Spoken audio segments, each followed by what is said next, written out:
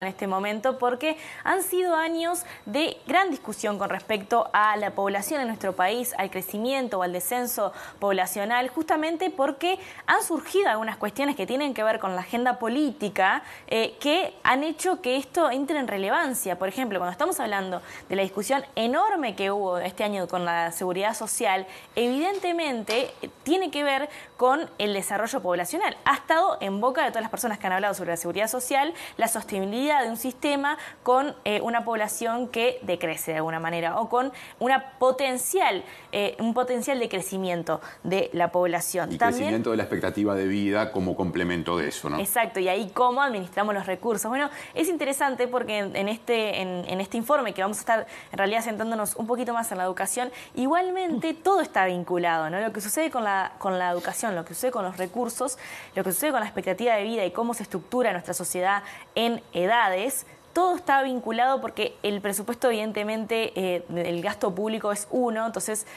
hay que ver de dónde entra, dónde sale, qué necesita más, qué necesita menos, y en ese sentido es cómo se vincula. Por ejemplo, la educación, que también es lo que tiene que ver con la transformación educativa, y recientemente escuchábamos una noticia que parecería en principio no tener nada que ver, que es una reestructuración de grupos, y sin embargo entra allí la variable de la matrícula en la educación media, en la educación media superior también, y se justifica de alguna manera algunas acciones diciendo que la población liceal está cayendo. Entonces, es importante este momento, ya casi llegando a fin de año, por primera vez en mis informes lo digo, que empecemos a repasar algunas de estas cuestiones, porque tampoco olvidemos que, por ejemplo, el año pasado Cabildo Abierto aprobó una minuta, logró la aprobación en el Parlamento de una minuta de comunicación que tenía que ver con las políticas para el fomento de la natalidad, ¿no? Entonces, ahí es cuando empiezan toda una serie de cuestiones que tienen que ver con cuáles son las medidas que pueden o no servir, y para eso es importante saber, por ejemplo, bueno, en qué situación estamos actualmente, y por eso fue que fuimos a hablar con el experto en población, docente e investigador de la Facultad de Ciencias Sociales, Ignacio Pardo, y que nos estuvo comentando, bueno, cuáles son las expectativas que hay. También tengamos en cuenta, como le decíamos anteriormente, que este es un año de censo, por lo tanto vamos a tener datos fehacientes sobre ese tema. Vamos a escucharlo. Y lo que estamos viendo ahora en la población uruguaya, no muy distinto a lo que pasa en otras poblaciones comparables, es que estamos llegando al fin del crecimiento poblacional. Eso sucede cuando los nacimientos son bajos, o sea, hay una fecundidad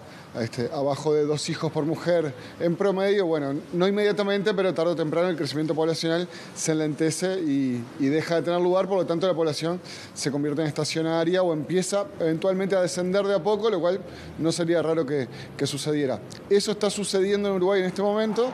con una estructura por edades envejecida, progresivamente envejecida, lo cual tampoco es sorprendente, sino que es más bien una consecuencia del mismo proceso. Comienzan las discusiones acerca de la natalidad, en tanto hay quienes dicen, y en el Parlamento uruguayo se dijo, que sería demasiado baja para lo que le podría convenir al país en una perspectiva de más largo plazo. Eso, en principio, no es tan obvio para nosotros. Siempre nos parece que vale la pena discutirse el dicho que puede decirse muy fácilmente y que a veces parece que es de sentido común, pero no lo es tanto, de que como la fecundidad es baja y los nacimientos son bajos, lo que hay que hacer es promover que suban sin más. Bueno,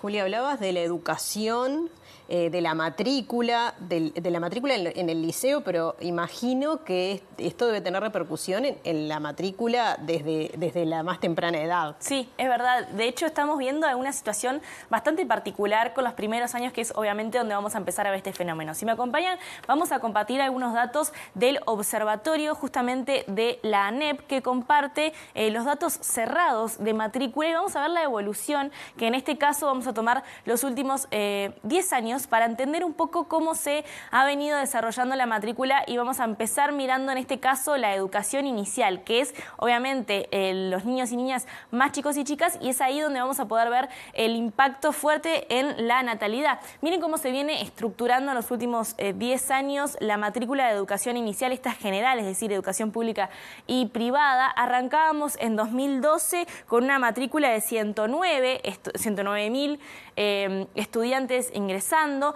va creciendo, llega al 2019 con 118.992, casi 119.000 estudiantes, y empieza a bajar y llega a 2022 con el número más bajo, 107.230, el número más bajo de inscripción de matrícula de educación inicial al año cerrado de los últimos 10 años estamos viendo en este momento. Y es por eso que la proyección incluso para años siguientes es aún menor, lo que estaría demostrando justamente estas proyecciones que hay sobre un detenimiento en el crecimiento justamente de la población. Vamos a ver, porque esto también va repercutiendo año a año en los siguientes grados educativos. Por ejemplo, si vemos en la próxima placa, que vamos a ver la educación primaria, vamos a ver cómo el impacto no es tan grande,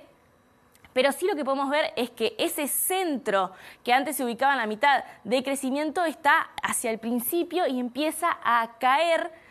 bastante lentamente, pero también hasta llegar a un número muy menor en 2022. Bueno, muy menor, eso es relativo, obviamente, pero pasa de tener una inscripción inicial en el 2012 de 329.000 en primaria a una inscripción de 301.000 en el 2022. Estamos viendo de a poquito esa bajada de matrícula en educación primaria. Y si vemos en educación media, ahí ya lo que podemos ver es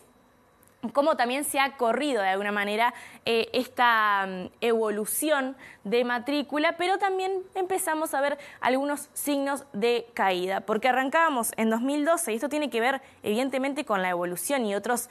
factores, no únicamente el crecimiento de la población, pero arrancábamos en 2012 con una matrícula de 345.000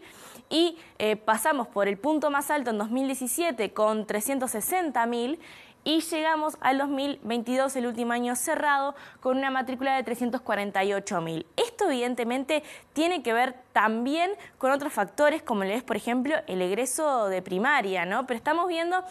algunos símbolos, algunos signos que empiezan a darnos pistas de cómo se va a comportar seguramente la población educativa en los siguientes años, porque si estamos viendo una caída en educación inicial, es de esperarse que eso evidentemente se traduzca luego a primaria y también a educación media. Le estuvimos consultando justamente a Ignacio Pardo sobre lo que tiene que ver con la educación y en particular con los recursos, porque este es un tema muy serio que tiene que ver con lo que invertimos en niños y niñas en la etapa educativa, y como decíamos, hay un vínculo entre esa inversión y también lo que puede suceder con este segmento de la población que se está engrosando y que no son los niños y niñas, sino los adultos mayores. Vamos a escuchar qué es lo que decía este experto para quedarnos pensando y quedarnos masticando esto,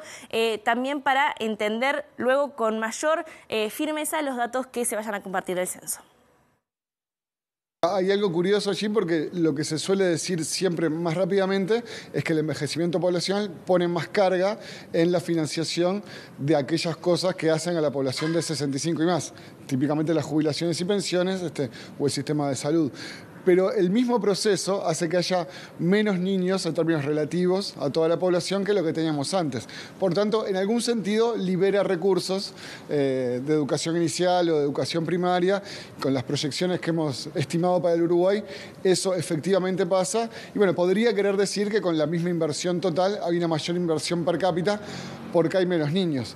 Eso no necesariamente quiere decir que no hay que invertir más en educación, podría ser incluso un momento de aprovechamiento para intensificar